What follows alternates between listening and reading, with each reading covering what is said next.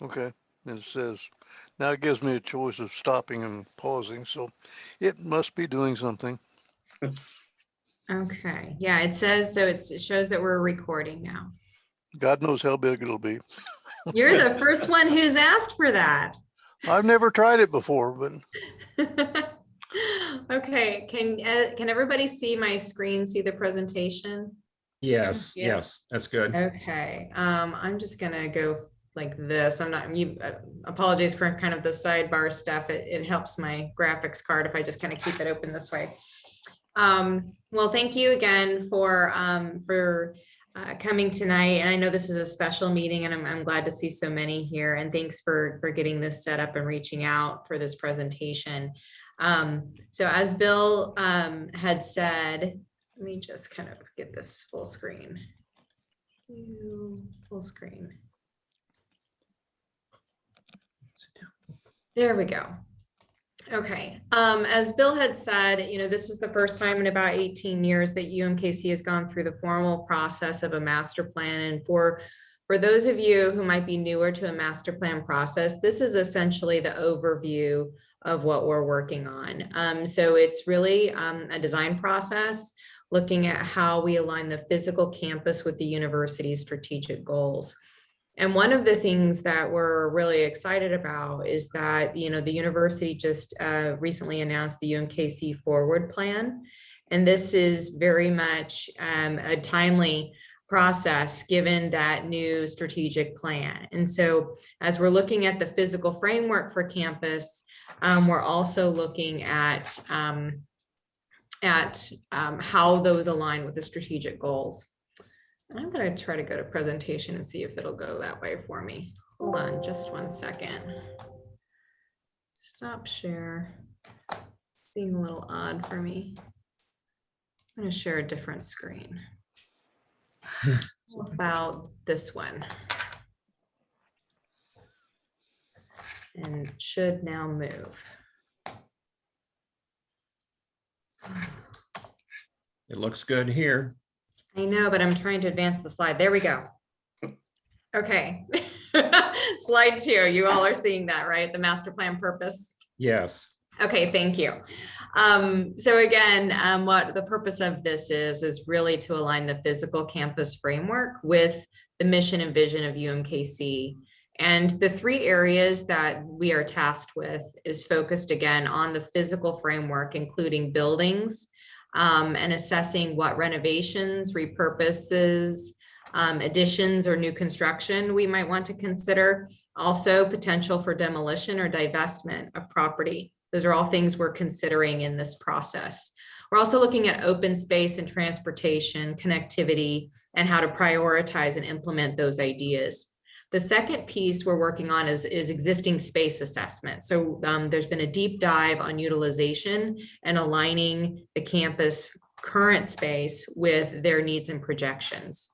And the third piece is really focused on housing and dining. As we know, UMKC needs additional housing at this point, but understanding how that is intersecting the dining needs on campus is also what is involved in this process. We are teamed with a national planning firm, Ayers St. Gross. They are really experts in higher education, both in design and in master planning. And they're also interdisciplinary, so both planning, interiors, and landscape. So we've been looking at the interiors of buildings and the physical open space of the buildings as well. We also have a national expert in housing and dining who's done a deep study in understanding the needs and housing costs and things like that here in this region specifically. That's Brailsford and Dunleavy. And then Eastleigh and Partners is also a national planning team who's really adept at looking at implementation and kind of how a master plan can be living. And then we are the local resource. We were brought on to the team really to act as that local eyes and ears, primarily because of the travel restrictions we've been experiencing over the last year, but also because of our work with UMKC. We currently have over 30 projects to date that we've done on campus, primarily smaller projects and renovation projects, but also some larger planning efforts. And we are a small woman-owned business, obviously, and here on East 63rd Street in that new corridor. So we're really big fans of Kansas City. UMKC is one of our top clients, and we love this neighborhood and everything around it. So where we are in the process, it's a very quick process given the depth of this study. We've been working since November and really did a deep dive in campus assessment. So this was working with existing conditions, talking to internal leadership, and really assessing where things were. And we are in the middle of concept development. This includes continuing community engagement, particularly with folks like you, in an external conversation with many neighborhoods and leadership in the city. We are in the middle of refining design scenarios, and in April and May, we'll be refining and coming to resolution what those recommendations are for future campus upgrades and ideas about long-term planning as well as short-term needs. The final deliverable will be here in June and July to the curators for approval. So it's a very quick process, but we are really glad to have your time here tonight to talk through some initial ideas. What we have been hearing is a variety of things, and this is kind of what we want to get some feedback from you on tonight. Both what's great about UMKC, what you love about it, and what are not so great. Both on the outdoor environment and any experience you may have on the indoor environment. But some of the opportunities I think we really want to talk about with you is the opportunity to increase the community connection and to lever partnerships with the community. And also to understand what you think could be missing from UMKC from an edge and an identity, and how you would like to increase your interaction and connectivity to the university as a close neighbor. So there's a variety of things here. I think we sent this ahead in a read ahead, but if you want to dive into it deeper, I'm happy to do so. As we look at the campuses, we were really looking at both the Volker and the health sciences campus. And what our initial ideas really here are identifying gateways and really looking to better define edges as well. Thinking about what the heart of campus could be potentially. So really rethinking the streets, activating open space, and in addition to creating gateways, as I said, but looking where we should really focus reinvestment and where potential collaborations are. What does So it I'm mean? really interested to talk further with you. What does it mean? Ideas. What does it mean to activate open space? There's a variety, as you can see here in the diagram, there's a variety of open space and park space on campus. And great park space when it's used and it's active with people is what we're looking for. So if there are better ways for the campus or for the community to use the open space on campus, those are some opportunities that we'd like to talk about. Because it is some beautiful park space, particularly around the Linda Hall Library, but also here in what we're starting to feel is the heart of campus in this quad area. And even here to the north, there is some park area and it's not necessarily utilized right now. So trying to understand where you see the opportunities and what could be good for both the campus and the community is something we'd like to talk about. On the health sciences campus is actually very similar ideas with a very different framework, physical framework, because it's much smaller and it's much more urban. But we are also thinking about what the streetscape and what the street experience is, where we can reinvest in existing buildings and assets. The idea, again, of activating open space, of finding ways to better utilize or encourage use of space. And then there's a huge opportunity here in health sciences of 3 blocks of open space for potential redevelopment.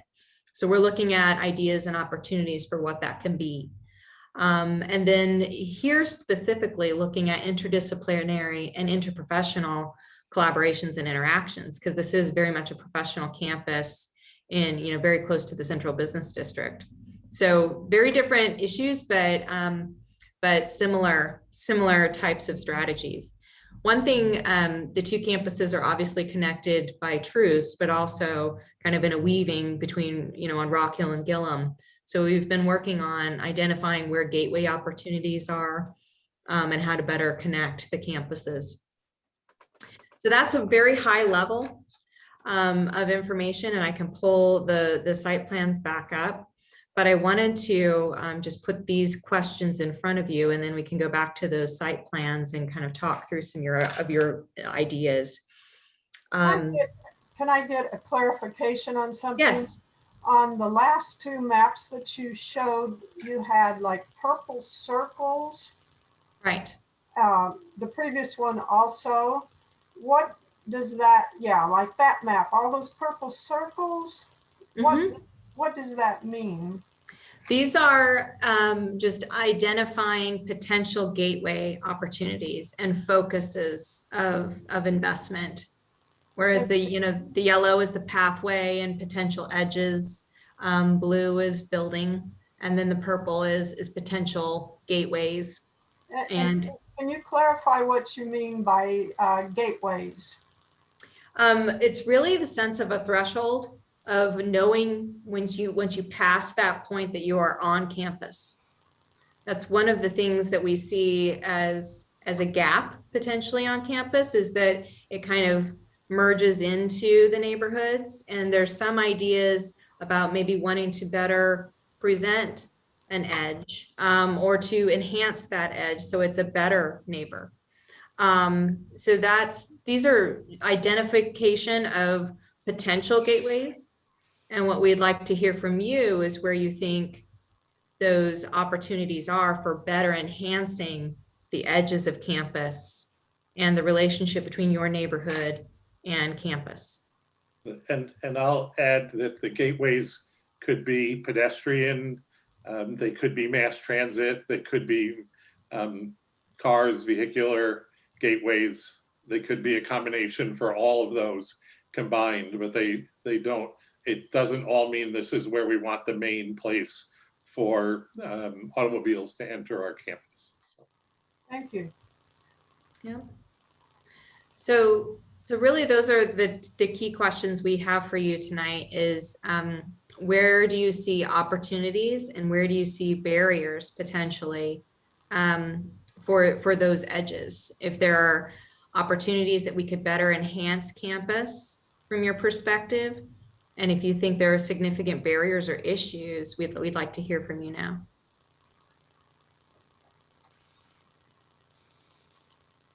Well, I'll have to say I'm concerned about the gateway at 53rd and Holmes because that's very close to my house. I mean, just a matter of yards from my house. So Are you here? Right. Mm-hmm. So I would not want to see literally a gate.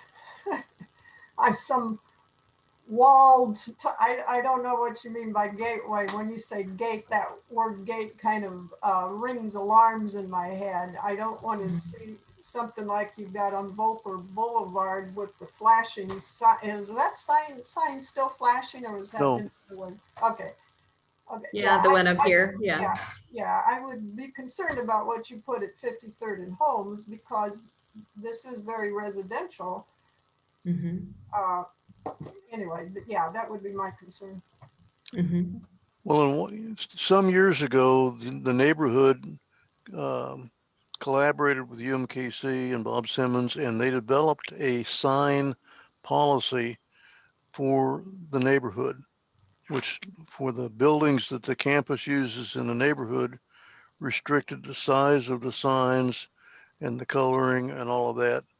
And, something similar where you're facing a neighborhood, it's different than coming down Rockhill or whatever, Troost? the one that 53rd. comes straight into the north corner. Gillum, I guess it is. Mm-hmm. I mean, that's clearly an access to the university, as is probably off of Troost and at 52nd and or 51st and Oak.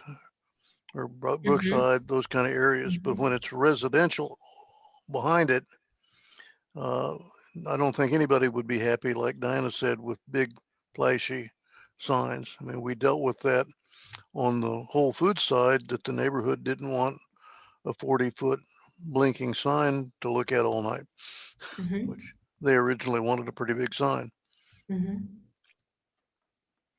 Well, and I think there's an opportunity, and we've talked about, you know, just improving the streetscape along the edges too.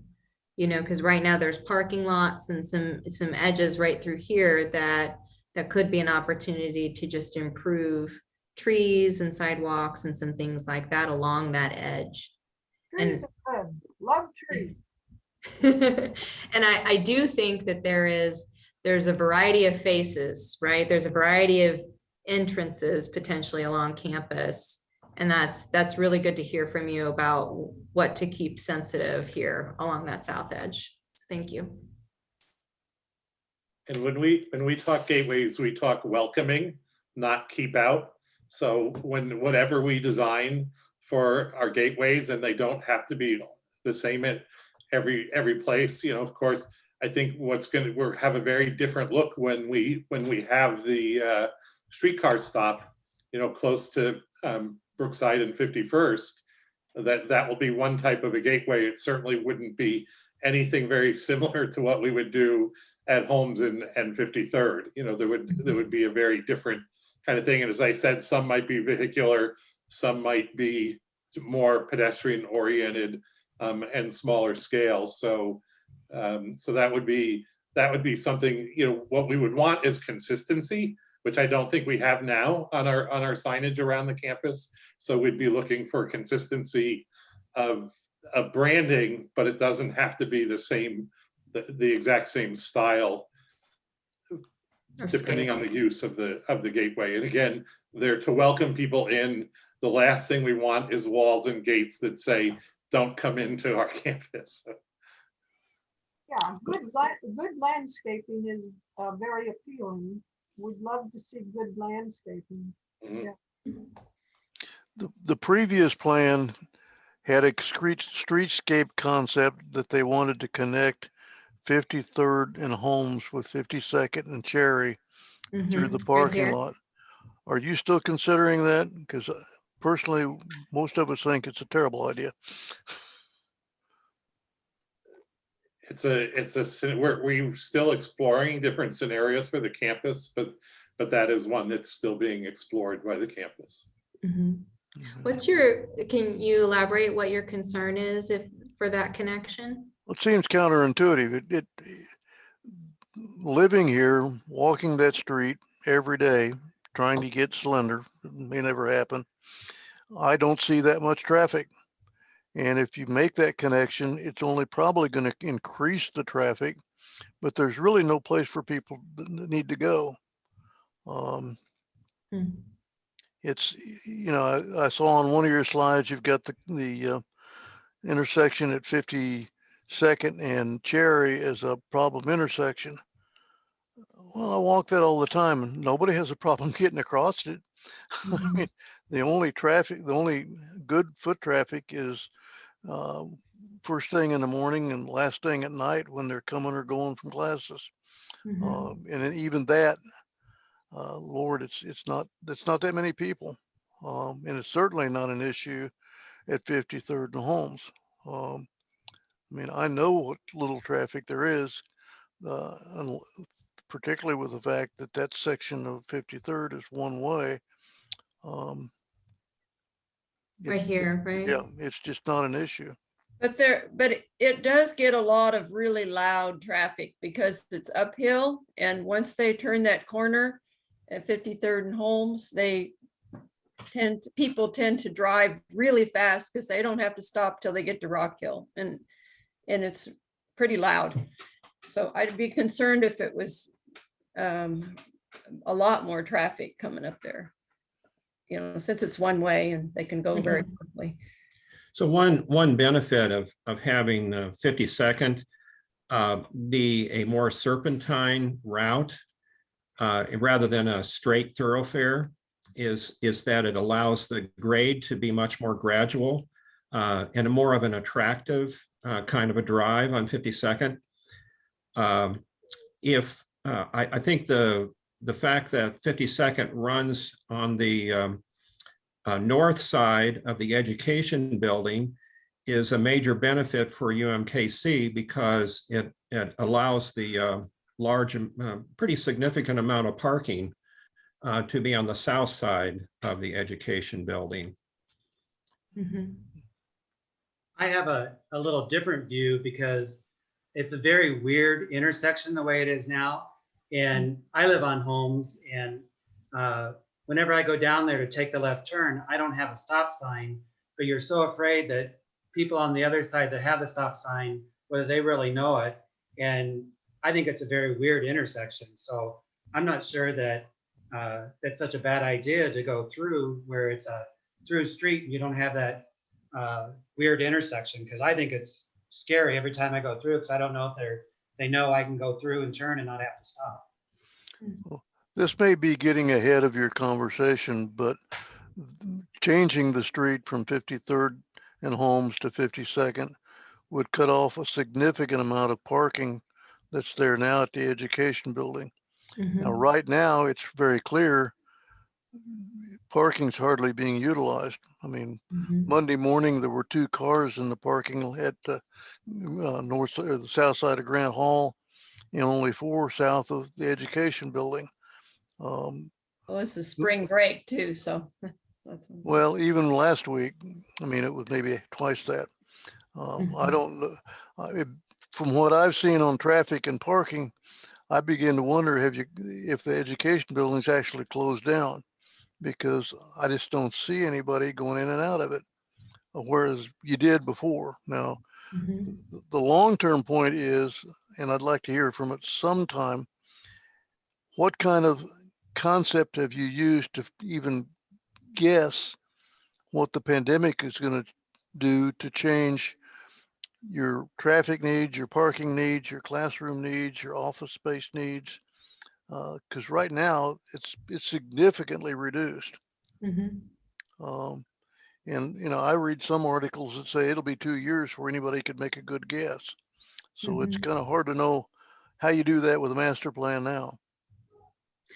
Bill, I think we've, We yeah, have to go be ahead. flexible in how we plan and be able to change. And, it's one of the things that anyone who hears me talk about master plans will say they're not etched in stone, they're living documents. And so as things change, we want to be able to have a flexible framework within the master plan that allows us to address those changes. I know our campus hasn't said anything yet, but last week, MU announced that May 17th, all of their faculty and staff are expected to be back on campus full time. So I don't know what will be coming on our campus and when that will be coming, Oh, but really? a lot of campuses are going that direction now, and that they're saying, students will be coming back full time in the fall, and we're expecting everybody that works here will be on campus. So they won't have a choice. I don't know. That's just one example. I think Yeah. that kind of what I was about to say is that I think that's the question we've continually asked, and we've got a national team of experts who are constantly working with a lot of other universities asking the same question. And I'll just say, I think UMKC has been evolving, as you know, quite a bit over the last 20 years, from, bringing more students to live near and on campus, and to increase the undergraduate population, I think is still a goal. But I think there will potentially be online learning and digital platforms going forward. We completed a design before all this happened for the law school to renovate 2 classrooms, so they had full digital capability. So that was already underway. And I think it's just an opportunity for the campus to continue to grow without having to physically necessarily grow. Right. But what we're looking at is quality of space and type of space, and where and how the campus should grow as a good neighbor.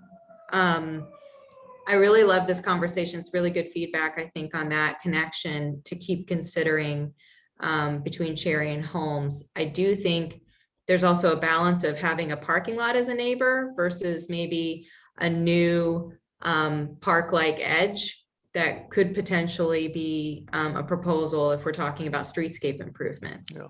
So there's a benefit there potentially as well. Two things have changed over time too, like you say. When that plan was first conceived, the matrons had not been moved over into the corner. Right. Right. And the house north of us, between the education parking lot and our house, has been empty at least 2, if not 3 years. It's on the Mhm. west side of Holmes, Right here. right? It's the beige house that used to have offices in it. And, you know, we personally are very concerned that that house be used. When I've asked what's going to happen with it, I again and again am told, well, that depends on the master plan. But that house and 3 or 4 houses on Holmes from the 53rd on south are either not utilized or have been empty. The big house on the corner of 53rd and Rockhill has been empty, and this winter, God bless them, they let it freeze. So if it is going to be used for anything other than a tear down, it's going to cost more money now than it would have last fall. And we really don't want that to happen again. I mean, we saw that when we first moved here, where the education parking lot is, there were 3 houses on Holmes and 2 on Cherry. And guess what? They moved out with pumped hot water systems, let them freeze, and then said they had to tear them down so they could build the parking lot. I mean, that's, what do you call it, constructive demolition or, and I don't think it was intentional. I don't mean that, but this time, I'm not sure about the last time. There was 3 or 4 chancellors ago, but it is not a benefit to the neighborhood to have houses torn down. Mhm. And in terms of the university needing money, that house next to us probably has 5 bedrooms and an apartment in the basement. It could probably have been being rented out from anywhere from $1,500 to $2,000 a month for the last 2 years. To me, that's not pocket change. It's been more than 2 years. Huh? I would guess it's been closer to 4 to 5 years that house has been empty, more than 2 years. Yeah. That the house next to us has been empty more than 2 years. Mhm. Just Okay, it's good feedback. And Bill or Troy, I don't know if you want to have any response to that, but this is good information and perspectives. There's one other opportunity that seems that has been overlooked, and that is the several anchor houses, as was mentioned earlier, the houses along 53rd Street. They're usually typically 2-story. They're some of the largest, grandest looking houses in the Rockhill Crest neighborhood. And those houses happen to also be what people see when they enter UMKC. And there's a lot of people that enter at 53rd Street and Troost, or at 53rd and Rockhill, and to go into the parking garage. And if UMKC were to make some investment in enhancing those houses, perhaps putting small balconies below windows with flower planters or something to make it look more like the plaza, give it a more European look, it might enhance the campus. Okay, I'm gonna see if I can find my way here on Google Maps. So these houses here? Yes, that one particularly, on the north side, it looks rather plain and drab. If you were to put some like at the windows, put some fake balcony with flower planters, some maybe draping flowers or something to make it look more like the plaza. I think it would really enhance the appearance for UMKC. Yeah, that's the one that froze. Yeah. What do you mean froze? I was walking by one morning and there was water coming out of the garage doors. And when I came back from my walk, they had people in there trying to figure out how to shut the water off because the radiators and some of the water lines in the first or second floor had frozen and was flooding the place. Well, not that house.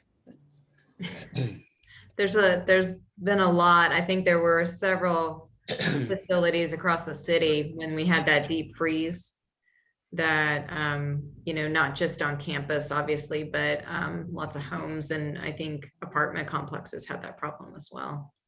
Well, the worker said that somebody made a mistake with the boiler and it shut off. So this is the other house that you were talking about? Yes, Because you Well- are you here? yes, that's us. Okay.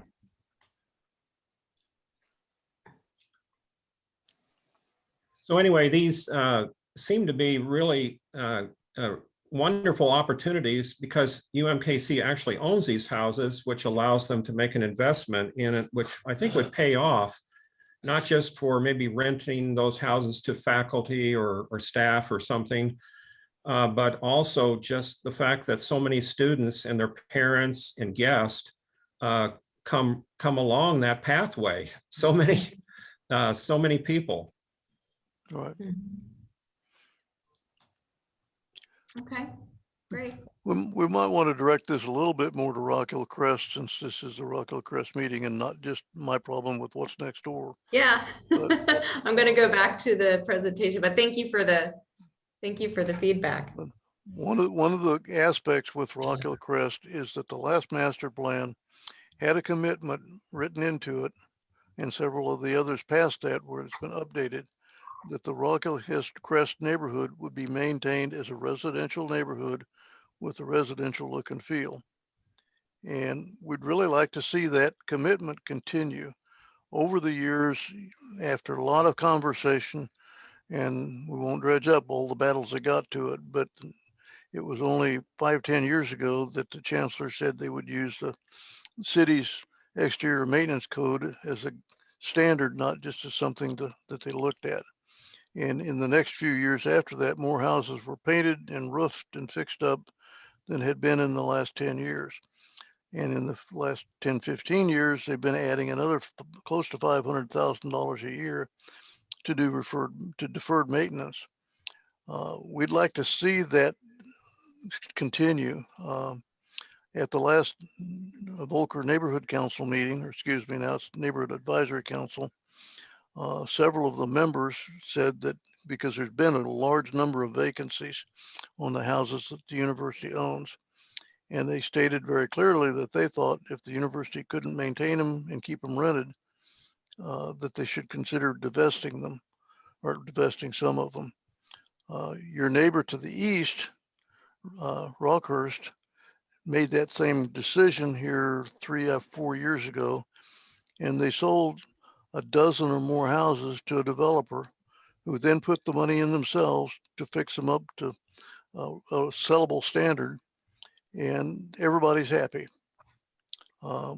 We know, you can ask Mike, anybody, there's Ms. Usher, houses that come up for sale in Rockhill Crest sell sometimes to the first person that looks at it. I mean, they sell, I know Mike, I think, was the first person to look at his house several years ago and he bought it. I know the guy on the Rockhill Road, the same thing. It's a very high demand neighborhood, and there's a lot of value that's untapped by being rentals. Now, you know, I know renters are necessary at times and aren't bad people, but the wear and tear on a house is different. The effect on crime is different. Old buzzards like me look out the window and they see something happening and they call the police on it if there's a problem. Renters don't know. So it's not good for the neighborhood as a neighborhood to be so highly percentage of renters. Mhm. And that's a challenge that's been discussed in all of the area plans the city's done. It needs to be a better mix. So that's just one person's input here. Okay, great. Does anybody else have any other thoughts about where the opportunities are for reinvestment? That's I guess my question. I wasn't sure, just a general kind of, I just got these emails and just kind of familiarizing Yeah, myself. this is the- introductory, I'd call it that. Yeah. Is UMKC interested in acquiring property? Is that part of this master plan, or is it just something they're looking at? Just kind of wanting to get a feel on that. We're just not there yet. And as far as the plan goes, I don't think we're interested in acquiring a lot of property. We have a decent amount of property, and one of the things we'll be showing is what we can do with our existing properties on campus. And and Amy certainly showed our health science campus, where we have a lot of available space up there on that campus. So but we're just now getting into exploring the scenarios for the plan, and that's why we're getting input from the neighbors around. So. Yeah. I mean, I think like this note says, it's really about reinvestment and where to prioritize that reinvestment. And not only in facilities, but as we said, in public space and in streetscape. That's what we see initially as some low hanging fruit is public space and edges, and opportunities, for those to be amenities for the neighborhood as well. So if I was going to ask you, from your perspective of any spaces on campus that you either visit or think are nice, where do you think there are opportunities to further activate open space? Do you see that as an amenity? Is that an amenity to you and your neighbors? Do you walk through campus? And yeah, I like walking through the campus and up by the old gym and the old student center, which is the student success. yeah, up in here. And that statue of a girl with all the books on her head. I just love that space. And it seems you're able to walk all around without doing a lot of stairs. Mm-hmm. Because it is a hilly campus, right? You have to kind of, no matter what side you come from, there seems to be a hill. Nothing like KU. And Yeah, true. Yes, and our goals for the campus, I think that all of our scenarios are going to look at is, and it's typical for pretty much any campus master plan, is how to make the campus more pedestrian friendly and keep cars to the outside of the campus. So. Mm-hmm. I'd like to say that I go to UMKC to the gym before COVID. Hopefully we'll get back to the gym. So I'm on campus a lot when the gym's open, and I do walk through campus. I will say, as far as walking around the campus compared to Rockhurst does fantastic at their landscaping. I mean, in the spring, their tulips are all over campus, and just talking about, if you're just comparing the two that are across the street from each other, theirs is beautiful to go for a walk through, and UMKC, it's nice, but there's just a lot of buildings, nothing else. So I understand why you're looking at maybe upgrading some of it. Great. We'll put that as an opportunity. And that's Carolyn, go ahead. Go ahead, Ken. So That's changed in time. A few years ago, when UMKC had more landscaping staff, they did a lot of flower planting and bushes, and that's all come down a lot when they've gone down to, I think the only basic landscapers they got now are on contract from outside, and that's not the same as having your own people. But one of the things that once in a while they do, which is plus and minus, is when there is snow, the guys with their little tractors do the sidewalks. But the problem is the tractors are too big for the sidewalks. So they leave a mud track on one side. Um, that that would be something that should, I mean, we've talked about it, and they came back after last winter and they put some sod down. Well, it's gone again. Um, and they did fix the spots they've messed up on campus, but they never did really fix the ones that are in the neighborhood. It's a benefit to have the sidewalks cleared. Don't mistake what I'm saying there, but it's not a benefit if it destroys what's next to it. Mhm. And that's a matter of sizing. There are lawn tractors that will fit on a regular sidewalk, but not the lawn tractors that are 5 foot wide.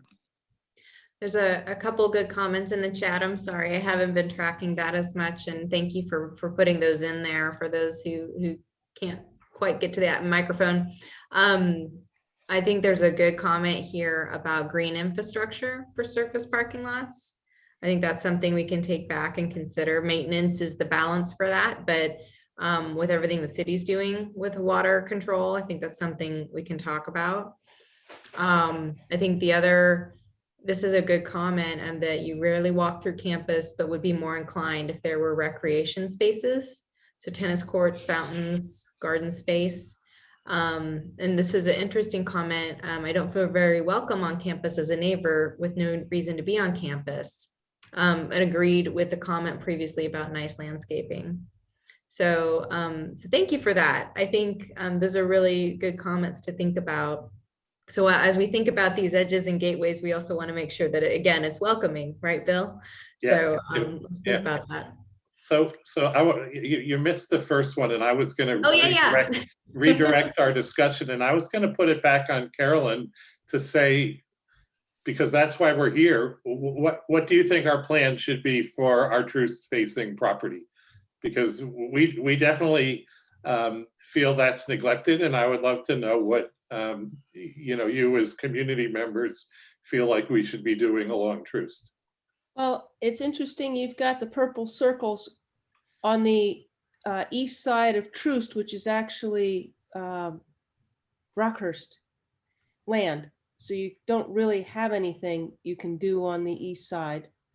But there's certainly a long strip of Right here. the chemistry building parking lot that could be completely landscaped.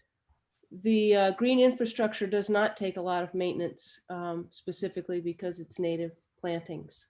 If you go down to the Discovery Center, just across Volker down Troost, you can see all kinds of examples of it in the Discovery Center parking lot and all through the Marlboro neighborhoods.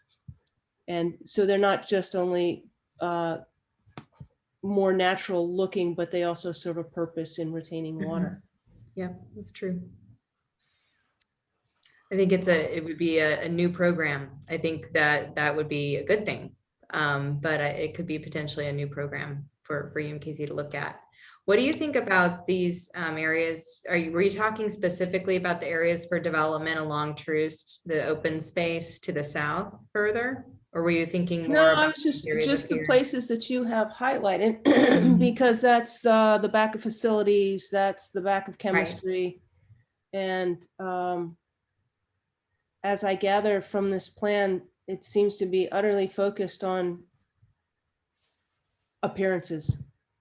And so, which I find interesting, of all the things you could approach, but those certainly need some other something else if you want it to not look like the back end of something.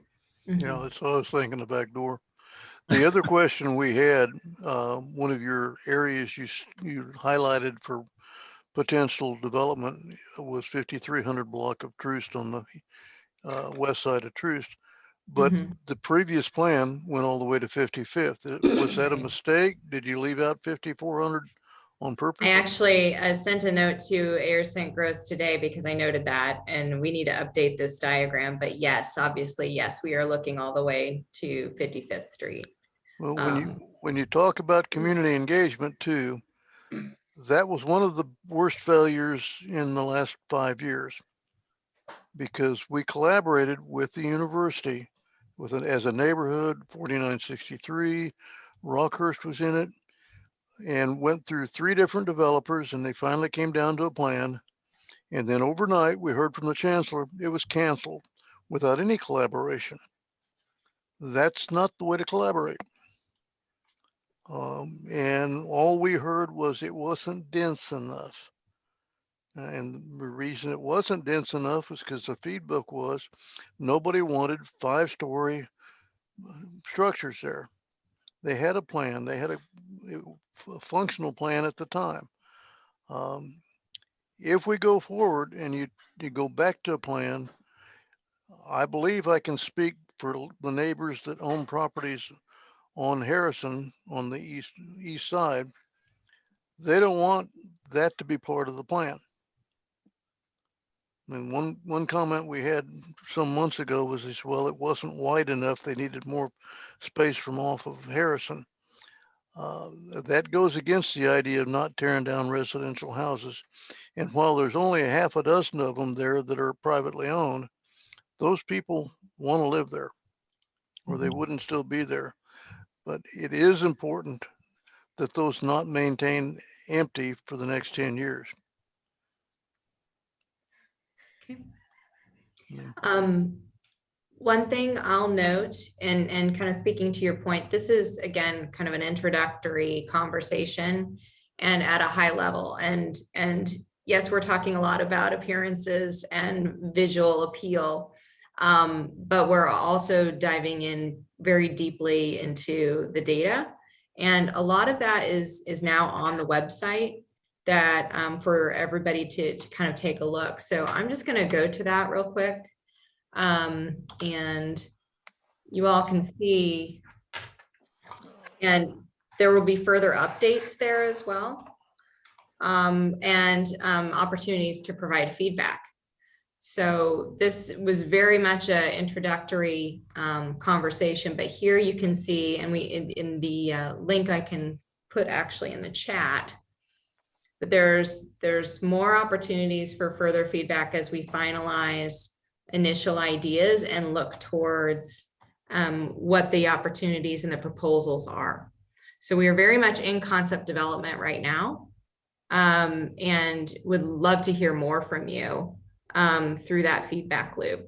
So if you look here, there's kind of a deeper dive into planning principles about what the goals of the master plan are really going to be, and the planning principles that are really at a high level, but the framework for that decision making.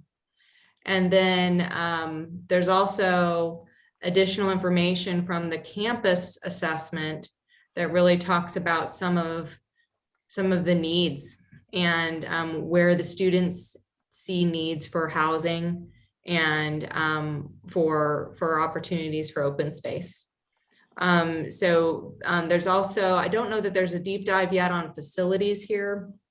And Bill, at some point, I'm not sure when that will be shared, but this is again, some of those initial ideas for where we will be looking at further focusing investment. So these are very high level and starting to get into more granularity. As we look at, both student space, instructional space, and just the framework for campus.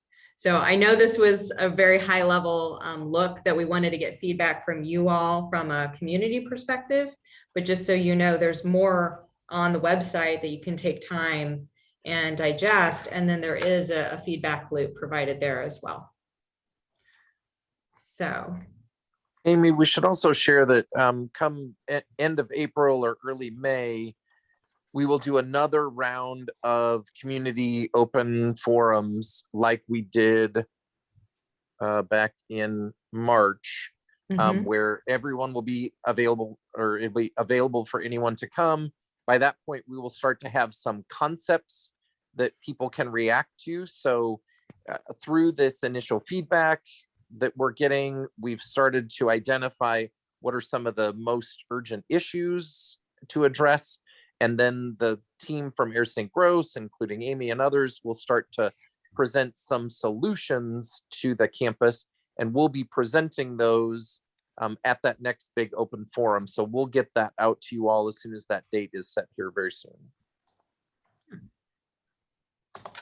There's another good comment here. How does this plan align with Kansas City and greater metro plans? So part of our conversation, we've had conversations with both the ATA and with the Director of Planning and looking at those area plans as well. So that is something that we're folding in to this master plan as well. This has been really good feedback. Well, as you're looking toward that future and coming up with things you can tell us as options, how much has been done to look at sustainability? I just came back, drove up to see my mother in Hiawatha, and I haven't been there for 9 months because of the pandemic. But somebody's been putting a whole lot of solar in between. I mean, I'm talking North Kansas City for it, just after I passed the bridge. There's a half acre of solar there that the business has put in. Now, granted, I'm not wanting you to cover the green space south of the parking lot with solar panels. That might not, well, if you made them tall enough that they were actually on awning too, that might work. But how much are you working toward including LEED certifications, solar? I mean, none of us want to see again what happened with the apartment houses on between Oak and Brookside. We questioned, some of us in the neighborhood, when that was the developers made the bold statement, well, you know, don't worry about it. These buildings are only designed for 10 or 15 years. Well, that pretty much proved to be true. Whereas most buildings on campus are designed for hundreds of years. I mean, those limestone buildings are going to be there till probably I'm in the ground and got limestone on top of me. That's not the way things are built today.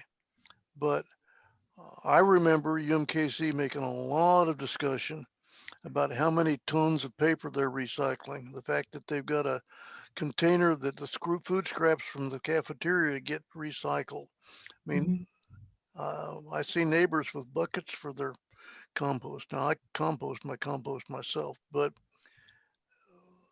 I don't hear those things being built in yet.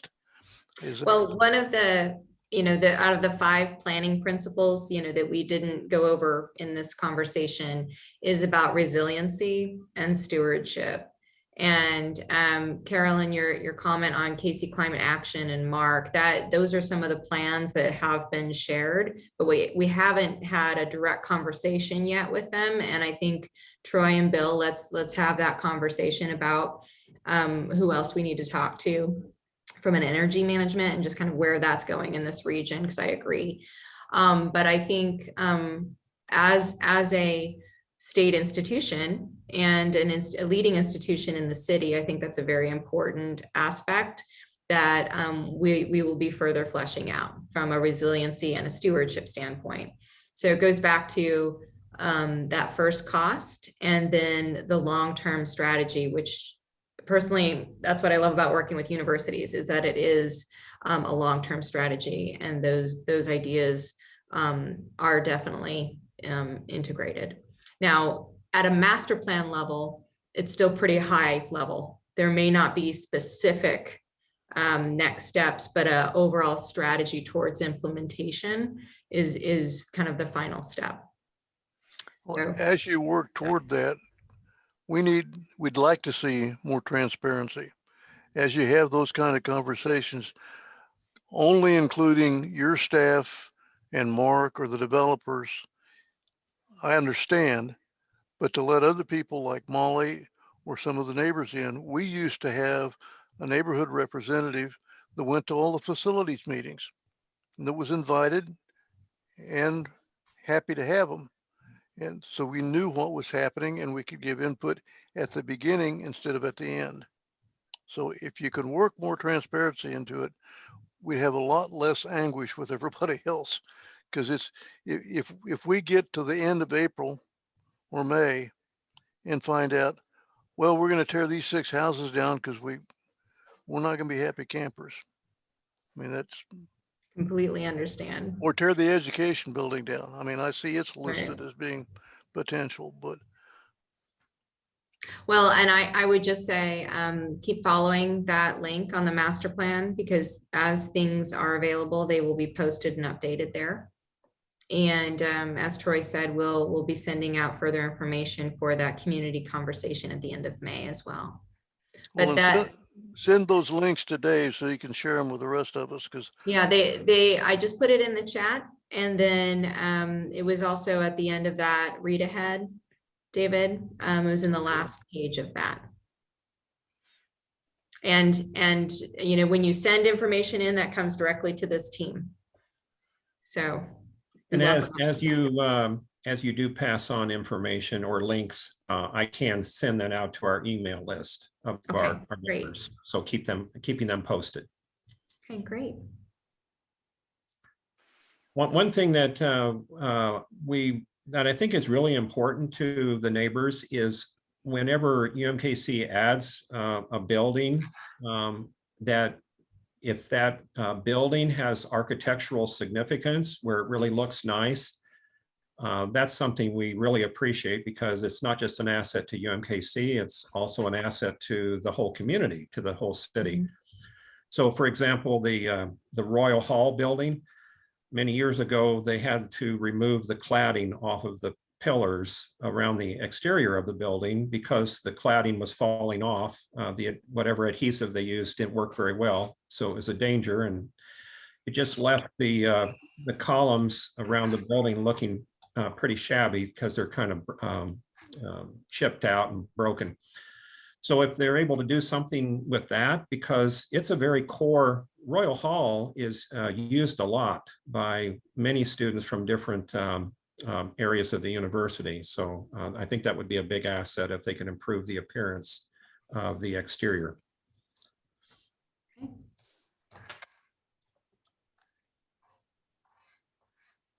That's really good. Any other thoughts? Well, I appreciate you all taking time, particularly for this, and for setting it up and providing the feedback and your perspective. And I'll just say, you know, as Bill said, he's relatively new to campus, and this is really good conversation. And while we've been working on campus, we have not been in touch as much with the neighborhood. So this is a really good opportunity to build that relationship, continuing with you.